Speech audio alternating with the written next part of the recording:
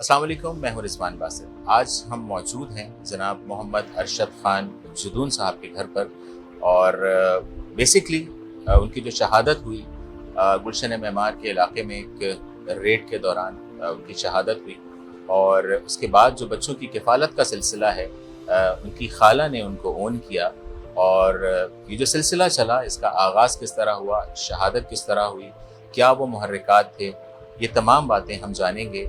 हमारे साथ मौजूद हैं ज़रक़ा नसीम साहिबा, जो कि उनकी खाला हैं और जो उनके बच्चियां हैं वो उनकी किफ़ालत में मौजूद हैं। हम उनसे जानेंगे कि ये क्या मुआजरा था, किस तरह ये हादसा रूनुमा हुआ और उसके आगे के मराहिल क्या हुए और किस तरह ये बच्चियां आप तक पहुँची। जी अस्सलाम वालेकुम। वालेकुम अस्सलाम। मैं शहीद अरशद ख़ान जदून की साली हूँ और एक ही साली हूँ। और अरशद का हुआ ये कि जंगियान गांव में उनका रेड था और वो रेड पे काफ़ी सारे अपनी टीम के साथ गए थे और वहाँ पे लाइट गई हुई थी। सबसे बड़ा इशू ये हुआ, लाइट गई थी। जैसे ही ये बख्तरबंद गाड़ियों से उतरे हैं और अरशद लीड कर रहे थे, सबसे आगे थे और अरशद ने अपना छोटा वाला मोबाइल जलाया। जैसे ही टॉर्च की रोशनी ऑन हुई तो जो टारगेट, जो सामने वाली टीम थी, यानी कि वो जो क्रिमिनल थे, वो सबके साथ बैठे हुए थे पहले से निशाना लगा के और डायरेक्टली उन्होंने जो फायर किया तो अरशद को 2-3 गोलियां लगी हैं। पहली गोली जो से लगी है वो डायरेक्टली सर्वाइकल बोन में लगी है, जो कि सर्वाइकल बोन से गुजरते हुए रीढ़ की हड्डी में जाके बेवस्त हो गई और वो उसी वक्त गिर गया। और भी उसके 2-3 अहलकार हैं जिनको गोलियां लगी और वो ज़ख्मी हुए।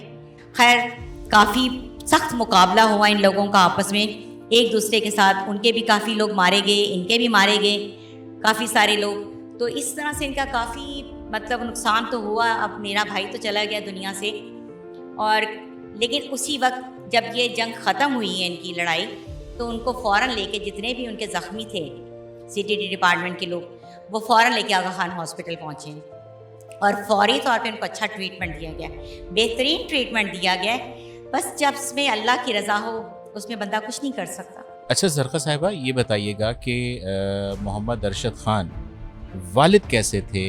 जी, वो बहुत अच्छे इंसान थे और अपने बच्चों से बहुत मोहब्बत करते थे और अपनी बेगम से भी मोहब्बत करते थे। वो बच्चियां जो हैं वो इस वक्त आपकी किफ़ालत में हैं, अब वालदा भी नहीं है, तो वालदा का इंतकाल पहले हुआ या अरशद साहब की जो शहादत है वो पहले हुई?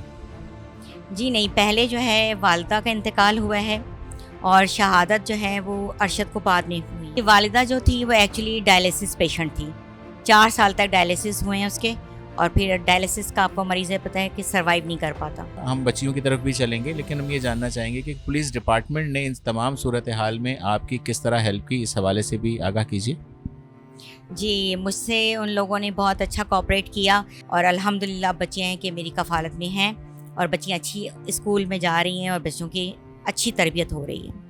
हम चाहेंगे कि उन बच्चियों से भी आपकी मुलाकात कराएं। तो जनाब, इस वक्त आप लोग देख सकते हैं कि मोहम्मद अरशद साहब की जो साहबजादियाँ हैं वो 3 साहबजादियाँ हैं और इस वक्त हमारे दरमियान मौजूद हैं। हम उनसे जानेंगे और हम उन्हीं की ज़बानी, उनसे जो लाजवाल मोहब्बत थी, हम उन्हीं की ज़बानी जानेंगे। नखरे भी करते थे, वो भी सिर्फ मम्मा से, बाबा से थोड़ा डर लगता था। मेरी आइडल मेरी खाला हैं और इनको बचपन से देखा है जिस तरह से, और इसी तरह माइंड सेट किया हुआ है कि इनके जैसा ही बनना है। ड्रीम है बचपन से डॉक्टर का, तो इंशाल्लाह। मेरा नाम फरजीन है और मैं 9th क्लास में पढ़ती हूँ। मेरा एम जो यही है कि मैं अपने बाबा की जॉब करूँ और उनका जो है शहीद का कोटा वो करूँ। तो नाजरीन, आपने देखा मोहम्मद अरशद ख़ान की जो साहबजादियाँ हैं उनके इरादे बहुत मजबूत हैं और माशाल्लाह वो इस वक्त अपनी मम्मा के साथ बहुत खुश हैं और जो अज़्म है, हम ये दुआ करते हैं कि ये अज़्म हमेशा उनके साथ रहे,